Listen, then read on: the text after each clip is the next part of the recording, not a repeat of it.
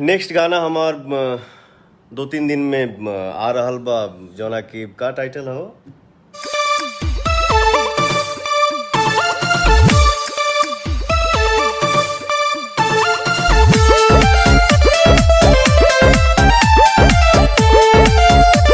Power star Pawan Singh का गाना आने वाला है दोस्तों। फैंस भी गुस्से हो रहे हैं देखो दोस्तों, क्योंकि इस सॉन्ग का नाम है हरी हरी उड़ानी। आप लोगों को बता दें कि इसका भी कोई ट्रेस न कोई भी कुछ नहीं रिलीज़ किया गया है दोस्तों, क्योंकि पवन सिंह का सारे फैंस गुस्से में हैं। इसी बीच बात करें तो इसमें डिम्पल सिंह दिखने वाली है दोस्तों और पवन सिंह। आप लोगों को बता दें कि ये सॉन्ग करीब 1 करोड़ का होने वाला है, पवन सिंह का सबसे महंगा सॉन्ग। और इसमें बता दें कि डिम्पल सिंह बहुत ही फेमस एक्टर है दोस्तों और पवन सिंह। और इसमें बात करें सिंगिंग के बारे में बात करें दोस्तों, तो सिंगिंग के है तो पवन सिंह है और अनुपमा यादव है दोस्तों।